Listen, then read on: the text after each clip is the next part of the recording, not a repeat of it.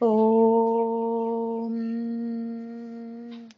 ഗുരുബ്രഹ്മാ ഗുരുർവിഷ്ണു ഗുരുദേവോ മഹേശ്വര ഗുരു സാക്ഷാത് പരം ബ്രഹ്മ തസ്മൈ ശ്രീ ഗുരവേ നമഃ. എല്ലാ സുഹൃത്തുക്കളായ ആത്മമിത്രങ്ങൾക്കും എൻ്റെ നമസ്കാരം. നമ്മൾ ആത്മോപദേശ ശതകത്തിന്റെ 6ാമത്തെ ശ്ലോകത്തെയാണ് ഇന്ന് പരിചയപ്പെടുന്നത്. നമുക്ക് ആത്മവസ്തുവിനെ കുറിച്ചുള്ള അല്പമായ ബോധമാണ് ഓരോ ശ്ലോകത്തിലൂടെയും ഗുരു പറഞ്ഞു തരുന്നത്. കഴിഞ്ഞ ശ്ലോകത്തിലും ഗുരു പറഞ്ഞു, പലതരത്തിലുള്ള ചിന്തകളിൽപ്പെട്ട് നാം ഓരോരുത്തരും വലയുമ്പോഴും യഥാർത്ഥ സത്യസ്വരൂപമായ പരബ്രഹ്മത്തെ നാം അറിയാതെ പോകുന്നു. പക്ഷേ നമ്മുടെ ഓരോ പ്രവൃത്തിയും കണ്ടുകൊണ്ട് ആ പ്രകാശസ്വരൂപമായ ചൈതന്യം ഒരിക്കലും ഉദിക്കാതെയും അസ്തമിക്കാതെയും എപ്പോഴും പ്രകാശിച്ചുകൊണ്ട് തന്നെ ഇതെല്ലാം നോക്കിക്കാണുന്നുവെന്ന് നമ്മളോട് പറഞ്ഞു തന്നു. ഈ പ്രപഞ്ച പ്രതിഭാസങ്ങൾ എന്തൊക്കെയുണ്ടായാലും അതൊന്നുകൊണ്ടും ബോധസ്വരൂപമായ സത്യത്തിനൊരു കളങ്കവും സംഭവിക്കുന്നില്ല എന്നാണ് അവിടെ നമ്മളോട് പറഞ്ഞു തന്നത്. ആ വിലമതിയാനാവാത്ത വിളക്ക്.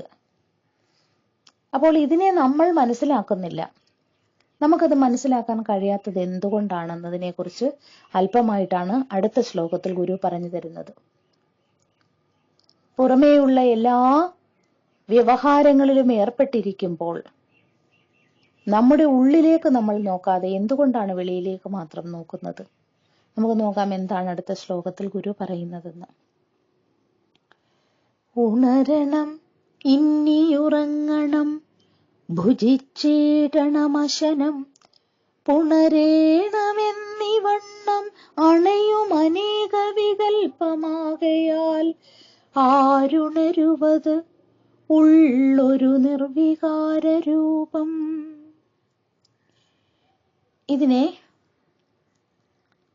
നമുക്കോരോ വാക്കുകളും എടുത്തു നോക്കിയാൽ ആ വാക്കുകളുടെ പദച്ഛേദം ചെയ്യുമ്പോൾ തന്നെയും അത് നമ്മൾ ഓരോന്നും എവിടെയാണ് മുറിക്കേണ്ടത് അതനുസരിച്ച് അപ്പോൾ മാത്രമേ അതിന്റെ അർത്ഥം ശരിയായി മനസ്സിലാക്കാൻ കഴിയുകയുള്ളൂ. ഇതിന്റെ വാച്യാർത്ഥത്തിലേക്ക് കടന്നാൽ ഉണരണം, ഇനി ഉറങ്ങണം, ഭുജിച്ചിടണം അശനം, പുണരേണം എന്നീവണ്ണം അണയും അനേക വികൽപ്പം ആകയാൽ ആരുണരുവത് ഉള്ള് ഒരു നിർവികാര രൂപം. ഉണരണം, നമ്മൾ കഴിഞ്ഞ ശ്ലോകത്തിൽ കണ്ടതാണ്, നമ്മൾ ഉറക്കത്തിൽ ഉണർന്നിരിക്കുകയാണ്. ഒരു തരത്തിലുള്ള ഉറങ്ങി ഉണർന്ന് ചിന്ത ചെയ്യും പലതുമെന്ന് കഴിഞ്ഞ ശ്ലോകത്തിൽ കണ്ടു. അതായത് നമ്മൾ ഉറക്കത്തിൽ സത്യസ്വരൂപത്തെ അറിയാത്ത ആ ഉറക്കത്തിൽ നിന്ന് ഉണരുന്നു എന്ന് പറയുമ്പോൾ നമ്മൾ ആ അജ്ഞതയിലേക്ക് തന്നെയാണ് ഉണരുന്നത്. നമ്മുടെ ഉള്ളിലുള്ള ആ സത്യസ്വരൂപമായ വസ്തുവിനെ അറിയാതെ, അത് പരമാത്മജ്ഞാനമാണ്. പരമാത്മജ്ഞാനമില്ലാതെ ഈ പദാർത്ഥജ്ഞാനത്തിലേക്കാണ് നമ്മൾ ഉണരുന്നത്. അങ്ങനെ ഉണരണം. പിന്നെ എന്താണ്? അത് കഴിഞ്ഞിട്ട് ഇടയ്ക്ക് കുറേ കാര്യങ്ങളുണ്ട്. അത് രണ്ടാമതാണ്, പിന്നീടാണ് ഗുരു പറയുന്നത്. അപ്പൊ ഉണരണം, പിന്നെ ഉറങ്ങണം. ഇനി ഉറക്കത്തിനും ഉണർവിനും ഇടയ്ക്കുള്ളത് ഭുജിച്ചിടണം അശനം പുണരേണം. ഭക്ഷണം കഴിക്കണം, പുണരണം. പുണരണം എന്ന് പറഞ്ഞാൽ സുഖം, ദാമ്പത്യ സുഖത്തെ കുറിച്ചാണ് പറയുന്നത്. ഇങ്ങനെ ഓരോന്നോരോന്ന് ചെയ്യണമെന്നുള്ള ചിന്തയാൽ അണയും അനേക വികൽപ്പമാകയാൽ എന്നാണ് പറയുന്നത്. അപ്പൊ ഉറങ്ങിയിട്ടുണരണം, പിന്നെ ഉറങ്ങണം, ഭക്ഷണം കഴിക്കണം, ദാമ്പത്യ സുഖം അനുഭവിക്കണം. ഇങ്ങനെ അണയും അനേക വികൽപ്പം, അനേക സങ്കല്പങ്ങളാണ്. നമ്മൾക്കൊന്നിനു പിറകെ ഒന്നായിട്ട് പലതരത്തിലുള്ള ചിന്തകൾ ഉള്ളതുകൊണ്ട്, ആകയാൽ ഈ സങ്കല്പങ്ങളിൽ, ഈ വികല്പങ്ങളിൽ പെട്ടുഴലുന്നത് കൊണ്ട് ആരുണരുവത്, സത്യം ആര് കാണുന്നു. ഉണരുക എന്ന് പറഞ്ഞാൽ എന്താണ്? ജ്ഞാനത്തിലേക്ക് നമ്മൾ പ്രവേശിക്കുക, അല്ലെങ്കിൽ ആ ജ്ഞാനമാർഗത്തെ അറിയാൻ, അവനവനെ അറിയാൻ ഉള്ള ആ പരമാത്മജ്ഞാനം, അതിനെ ആരുണരുവത് ഉള്ള് ഒരു നിർവികാര രൂപം. ഉള്ള് എന്ന് പറയുന്നത് നമ്മൾ ഈ പുറമെ ചിത്തമായിട്ട് എല്ലാറ്റിലും എല്ലാ വിഷയങ്ങളിലും പെട്ടുപോകുന്ന ആ ചിത്തം എന്ന് പറയുന്നത് യഥാർത്ഥത്തിൽ ഒരു നിർവികാര രൂപമാണ്, ഒരു നിർവികൽപമായ പരബ്രഹ്മമാണെന്ന് ഉള്ള സത്യം ആരറിയുന്നു. എന്തുകൊണ്ടാണ് അറിയാത്തതെന്നാണ് ഇവിടെ ഗുരു പറയുന്നത്. നമുക്ക് പലതരത്തിലുള്ള വികൽപ്പങ്ങളാണ് ഉള്ളതെന്ന് പറയുന്നു. എന്തൊക്കെയാണ് വികൽപ്പങ്ങൾ? ഉണരണം, ഉറങ്ങണം, അശനം ഭുജിക്കണം, അശനം എന്ന് പറഞ്ഞാൽ ഭക്ഷണം, അതുപോലെ പുണരണം. ഇതാണ് വികൽപ്പങ്ങൾ ഇവിടെ ഗുരു പറയുന്നത്. ഈ അണയും അനേക വികൽപ്പങ്ങൾ, ഇവിടെ പറയുന്ന വികൽപ്പങ്ങൾ ഈ പറഞ്ഞതാണ്. അപ്പോൾ ഇങ്ങനെയുള്ള വികൽപ്പങ്ങൾ ഉള്ളത് കൊണ്ട് ആരാണ് ഉണരുന്നത്, ഉണർവിലേക്ക് വരുന്നില്ല, ആ ജ്ഞാനമാർഗത്തിലേക്ക് വരുന്നില്ല. എന്താണ് ജ്ഞാനം എന്ന് പറയുന്നത്? ഒരു നിർവികാര രൂപമാണ് നമ്മുടെ ഈ യഥാർത്ഥത്തിലുള്ളത്, അല്ലെങ്കിൽ നമ്മളെന്ന് പറയുന്നത് ഒരു പരമാത്മ സ്വരൂപമായ പരബ്രഹ്മം മാത്രമാണെന്നും ഒരു സത്യസ്വരൂപമായ വസ്തുവാണ് നമ്മളെന്നുള്ളത് അറിയാൻ കഴിയാതെ പോകുന്നു. അതാണ് നമ്മളുടെ അജ്ഞാനം. എന്താണ്? ഉള്ള് എന്ന് പറയുമ്പോൾ ചിത്തത്തിനെയാണ് പറയുന്നത്. ആ ചിത്തം എന്ന് പറയുന്നത് യഥാർത്ഥത്തിൽ ചിത് സ്വരൂപമായ ചൈതന്യം തന്നെയാണ്, നിർവികാര രൂപം, ആ പരബ്രഹ്മം, അതിനെയാണ് പറയുന്നത്. ഒരു സാധാരണക്കാരനായ മനുഷ്യന്റെ ചിന്താഗതികളെ കുറിച്ചാണ് ഗുരു ഇവിടെ പറയുന്നത്. എന്താണ്? ഭക്ഷണം കഴിക്കണം, ഉണരണം, ഉറങ്ങണം, അതുപോലെ തന്നെ പ്രത്യുൽപാദനം നടത്തണം, ഇതൊക്കെ തന്നെ, അല്ലെങ്കിൽ ദാമ്പത്യ സുഖം അനുഭവിക്കണം. ഇതൊക്കെയാണ് സാധാരണ മനുഷ്യന്റെ ചിന്താഗതികൾ. അപ്പോൾ ജീവിതമാകുന്ന ചക്രത്തിൽ കിടന്നിങ്ങനെ ഉഴലുകയാണ്, അതിൽ പെട്ട് നട്ടം തിരിയുകയാണ്, കറങ്ങുകയാണ്. വിഷ്യസ് സർക്കിൾ എന്ന് പറയും. അതായത് ഒരാള് ഇപ്പൊ ഒരു വ്യക്തിയെ എടുത്തു നോക്കുകയാണെങ്കിൽ അയാൾക്ക് വരുമാനം കുറവുള്ളത് കൊണ്ട് തന്നെ സമ്പാദ്യം കുറവായതുകൊണ്ട് തന്നെ നിക്ഷേപമില്ല, നിക്ഷേപം കുറയുന്നത് കൊണ്ട് തന്നെ വീണ്ടും ഉൽപാദനം നടത്താൻ കഴിയുന്നില്ല, ആ ഉൽപാദനമില്ലാത്തത് കൊണ്ട് വീണ്ടും വരുമാനം കുറയുന്നു. അപ്പൊ ഇതിങ്ങനെ ഒരേ രീതിയിൽ ഒരു വലയത്തിനകത്ത് ഇങ്ങനെ കിടക്കുകയാണ്. അതായത് അതിൽ നിന്നൊരിക്കലും മോചനമില്ലാത്തതുപോലെ ഇങ്ങനെ ഒരിക്കലും അവസാനിക്കാത്ത ഒരു പൂർണ്ണമായ വൃത്തമാണത്. അതുപോലെ തന്നെയാണ് നമ്മള് എല്ലാ ദിവസവും രാവിലെ എണീക്കുമ്പോൾ ഞാൻ എന്ന ആ ബോധത്തിലേക്ക് വരും. ഞാൻ എന്ന ബോധം എന്ന് പറഞ്ഞാൽ യഥാർത്ഥത്തിൽ ആ പരമാത്മ സ്വരൂപം തന്നെയാണ്. പക്ഷെ അതിൽ നമ്മൾ ഉണരുന്നത് എന്താണ്? ഒരു അഹം എന്ന അഹങ്കാരത്തിലേക്കാണ് വരുന്നത്. ബോധത്തിൽ നിന്നും അഹങ്കാരത്തിലേക്ക് നമ്മൾ വരുന്നു. അപ്പോൾ ഈ പുറമേയുള്ള സർവ്വതും കാണുന്നു, പ്രപഞ്ചം സത്യമാണെന്ന് കരുതുന്നു. പിന്നെ നമ്മൾ സുഖത്തിന്റെ പുറകെ, നമ്മൾക്ക് ആ ഉറക്കത്തിൽ കിട്ടിയിരുന്ന ആ ഒരു സുഖം, അത് പുറമേയുള്ള വസ്തുക്കളിൽ അന്വേഷിച്ച് നമ്മൾ പോവുകയാണ് ചെയ്യുന്നത്. അങ്ങനെ നമ്മൾ ഓരോന്നിനെയും അന്വേഷിച്ചു പോകുമ്പോൾ ചിന്തകൾ നമ്മളെ ഇങ്ങനെ ഇടവിടാതെ പിന്തുടർന്നുകൊണ്ടേയിരിക്കുന്നു. അപ്പോൾ അതിനെയാണ് ഇവിടെ ഗുരു അനേക വികല്പം എന്ന് പറയുന്നത്. പലതരത്തിലുള്ള ചിന്തകളാണ്, അല്ലേ?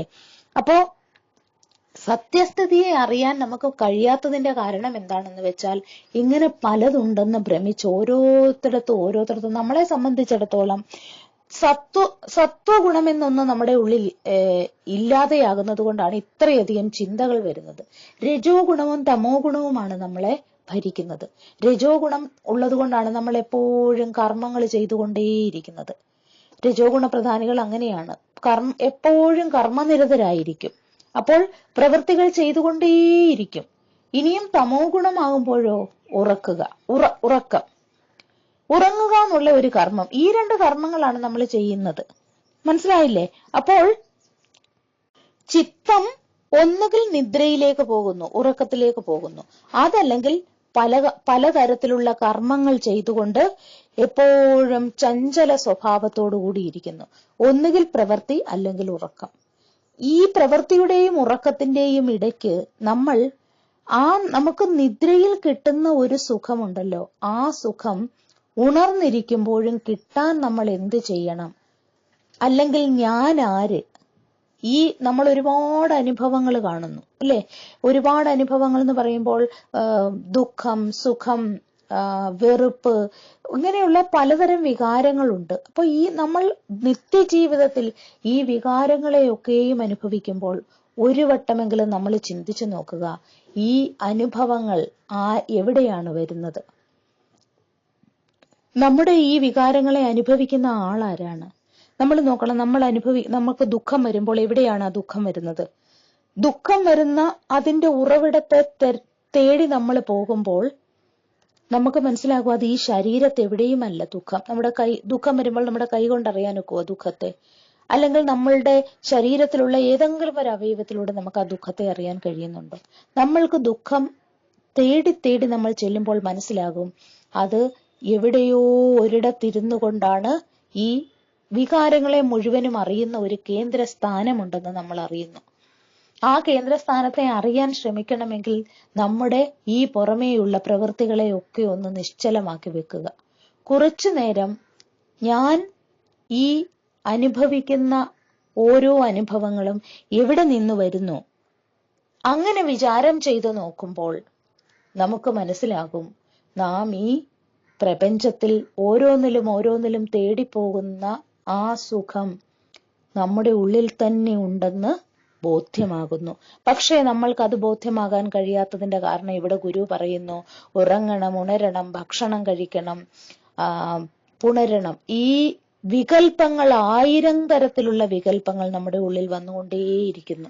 അതുകൊണ്ട് തന്നെ നമുക്ക് ആ ശാന്തമായ അവിടേക്ക് കടക്കാൻ കഴിയുന്നില്ല. ഇപ്പോൾ ഉദാഹരണം നമ്മൾ പറഞ്ഞു കഴിഞ്ഞാൽ, ഒരു സ്ക്രീനിൽ നമ്മൾ സിനിമ കണ്ടുകൊണ്ടിരിക്കുമ്പോൾ നമ്മളുടെ ശ്രദ്ധ മുഴുവനും ആ വരുന്ന കഥാപാത്രങ്ങളിലും അവരുടെ അംഗചലനങ്ങളിലും അവരുടെ സംസാരത്തിലും ഒക്കെയായി പോകുന്നു.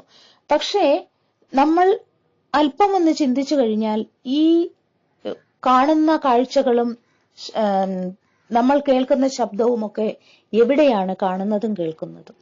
ആ സ്ക്രീനിലാണ് ഇത് മൊത്തം വന്ന് മറയുന്നതെന്ന് കാണുമ്പോൾ പക്ഷേ ആ സ്ക്രീനിൽ എന്തെങ്കിലും സംഭവിക്കുന്നുണ്ടോ?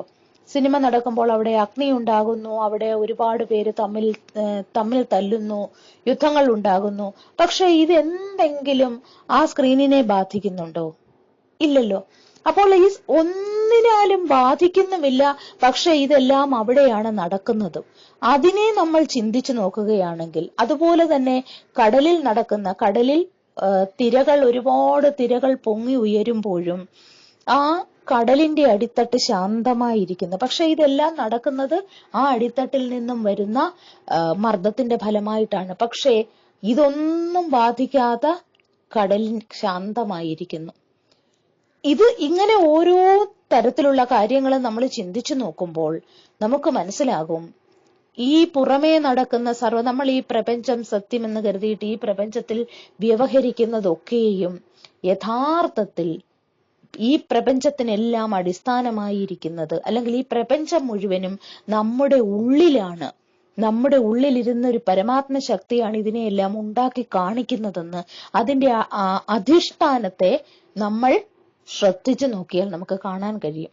പക്ഷെ നമ്മൾക്ക് അതിനൊന്നും സമയമില്ല. അതാണ് ഗുരു ഇവിടെ പറയുന്നത്, അനേകം വികൽപ്പങ്ങൾ നമ്മുടെ ഉള്ളിൽ ഉള്ളത് കൊണ്ട് സത്യത്തെ അറിയാൻ നമുക്ക് കഴിയുന്നില്ല. അപ്പോൾ എല്ലാറ്റിനും അധിഷ്ഠാനമായിട്ടുള്ള ആ ഒരു ശക്തി, നമ്മൾ ദർശനമാലയിൽ മായാദർശനത്തിലും കർമ്മദർശനത്തിലും ഒക്കെ ഇത് തന്നെയാണ് പറയുന്നത്. ആ മായ പ്രവർത്തിക്കണമെങ്കിൽ അതിന് ഒരു ചലനവും ഇല്ലാത്ത ഒരു അടിത്തറയുണ്ടാവണം. ഏതൊരു ചലനങ്ങളും നടക്കുന്നത് ഒരു ചലനവും ഇല്ലാത്ത ഒരു അടിത്തറയിൽ നിന്നുകൊണ്ടാണ്. ഒരാൾക്ക് എന്ത് അഭ്യാസം കാണിക്കണമെങ്കിലും അയാൾ ശക്തമായ ഒരു അടിത്തറയിൽ നിന്നുകൊണ്ട് വേണം, അല്ലെ? ചലിക്കാത്ത തറയിൽ നിന്നുകൊണ്ടേ ഒരാൾക്ക് അഭ്യാസങ്ങൾ കാണിക്കാൻ കഴിയുകയുള്ളൂ. അപ്പോൾ എന്ത് നടക്കുന്നെങ്കിലും അതിന് ഒരു ശക്തമായ അല്ലെങ്കിൽ യാതൊരു ചലനവുമില്ലാത്ത ഒരു അടിസ്ഥാനം ഉണ്ടാകണം. അതുപോലെ തന്നെ കർമ്മങ്ങളെല്ലാം നടക്കുന്ന കർമ്മദർശനത്തിലും ഗുരു പറയുന്നത് മുഴുവനും അത് തന്നെയാണ്. കർമ്മങ്ങളെല്ലാം നടക്കുന്നത് ഇതിനാൽ ഒന്നിനാലും ബാധിക്കപ്പെടാത്ത ഒരു അധിഷ്ഠാനത്തിൽ നിന്നുകൊണ്ടാണ്. പക്ഷെ ആ അധിഷ്ഠാനത്തെ നമ്മൾ ശ്രദ്ധിക്കുന്നില്ല. നമ്മൾ പുറമേ കാണുന്ന കാഴ്ചകളിലാണ്, അല്ലേ? എങ്ങനെയാണ്, എവിടെയാണ് ഈ കാഴ്ചകളെല്ലാം ഉണ്ടാകുന്നത്? എവിടെ നിന്നാണ് ഇതെല്ലാം വരുന്നത്? നമ്മൾ പുറമേ കാണുന്ന പ്രപഞ്ചത്തെ രാവിലെ കണ്ണു തുറന്നു നോക്കുമ്പോൾ ഇതെല്ലാം കാണുന്നു. പക്ഷെ ഇതെല്ലാം എവിടെയാണ്? അതുവരെ എവിടെയായിരുന്നു? നമ്മൾ ഉറക്കത്തിൽ നമ്മളുടെ ശരീരം പോലും ഇല്ലാതെയാകുന്നു, അല്ലെ? ശരീരം പോലും ആ ഉള്ളിൽ ലയിക്കുന്നു. എല്ലാം ലയിച്ചു കഴിയുമ്പോൾ ഇവിടെ ഒന്നുമില്ല. അപ്പോൾ നമുക്ക് പരിപൂർണമായ സുഖം കിട്ടുന്നു, ശാന്തി കിട്ടുന്നു. അപ്പോൾ ആ ശാന്തിയുടെ സ്വരൂപത്തിൽ ഇരുന്നാൽ നമുക്ക് ബ്രഹ്മസ്വരൂപമായിട്ട് ഇരുന്നു കൊണ്ട് എല്ലാറ്റിനെയും അറിയാൻ കഴിയും. നമ്മൾ മനസ്സിന്റെ മണ്ഡലത്തിൽ വരുമ്പോൾ മാനസികമായിട്ടുള്ള ചിന്തയാണ്. മറ്റുള്ളവർ എന്നെ കുറിച്ച് എന്ത് ചിന്തിക്കുന്നു? നമ്മൾ ആ മനസ്സിന്റെ തലത്തിൽ നിന്നുകൊണ്ടാണ് ചിന്തിക്കുന്നത്. ഇനിയും ശരീരത്തിന്റെ തലത്തിൽ നിന്നാണ് ചിന്തിക്കുന്നതെങ്കിൽ എന്റെ ശരീരം, അല്ലെങ്കിൽ എന്നെ കുറിച്ച് മറ്റുള്ളവര്, എന്റെ ശരീരവും മറ്റുള്ളവയുമായിട്ട് താരതമ്യം ചെയ്തിട്ട് അതിൽ നിന്ന് ദുഃഖവും സുഖവും ഒക്കെ നമ്മൾ അനുഭവിക്കുന്നു. ബുദ്ധിയുടെ മണ്ഡലത്തിൽ പോയി കഴിഞ്ഞാലും നമ്മൾ ഇതുപോലെ തന്നെയാണ്. ആ ബുദ്ധിയുടെ തലത്തിൽ നിന്നുകൊണ്ട് നമ്മൾ എല്ലാറ്റിനെയും അളക്കുന്നു. പക്ഷേ ഈ ദേഹം ഞാനല്ലെന്നും, ഈ ദേഹം എന്റേതല്ലെന്നും, ഇതെനിക്ക് വേണ്ടിയിട്ടുള്ളതല്ലെന്നും, ഈ പ്രപഞ്ചത്തിലുള്ള സർവ്വതും ഞാൻ തന്നെയാണെന്നും, ആ ഞാനെന്ന് പറയുന്നത് എന്റെ ഉള്ളിലിരിക്കുന്ന ചൈതന്യമാണെന്നും നമ്മൾ അറിഞ്ഞു കഴിയുമ്പോൾ, ആ ഒരു തലത്തിൽ നമ്മൾ എത്തുമ്പോഴാണ് യഥാർത്ഥത്തിൽ നമ്മളുടെ ഈ മനുഷ്യ ജന്മത്തിന് പോലും അർത്ഥമുണ്ടാകുന്നത്. അപ്പോൾ ആ നമ്മുടെ ഉള്ളിലിരിക്കുന്ന ചിദാനന്ദ സ്വരൂപമായ സത്യവസ്തുവിനെ കണ്ടാൽ, അതാണ് ഞാനെന്നറിഞ്ഞു കഴിഞ്ഞാൽ, പിന്നെ നമുക്ക് ഈ പുറമേയുള്ള പ്രപഞ്ചത്തിൽ നിന്നുമുള്ള ദുഃഖമോ സുഖമോ ഒന്നും നമ്മളെ തീണ്ടുകയില്ല. അതുതന്നെയാണ് ഗുരുവും നമുക്ക് പറഞ്ഞു തരുന്നത്. എല്ലാറ്റിനും അധിഷ്ഠാനമായിരിക്കുന്ന ആ പരമാത്മ വസ്തുവാണ് എന്ന് നമ്മൾ മനസ്സിലാക്കുന്നില്ല. അതുകൊണ്ടാണ് ഗുരു ഇവിടെ പറയുന്നത്, ഉള്ള് ഒരു നിർവികാര രൂപമാണ്. ആ ഉള്ളത്തെ, ആ നമ്മുടെ ഉള്ളിലുള്ള ആ ചിദാനന്ദ സ്വരൂപത്തെ നാം കാണുന്നില്ല, നാം അറിയാതെ പോകുന്നു. നമ്മൾ അറിയേണ്ട ഒരു വസ്തുവിനെ ഗുരു ഇവിടെ പറഞ്ഞു തരുന്നു. നിർവികാര രൂപമായിരിക്കുന്ന പരബ്രഹ്മമാണ് നമ്മുടെ എല്ലാവരുടെയും ഉള്ളിൽ ഇരിക്കുന്നത്. അതുതന്നെയാണ്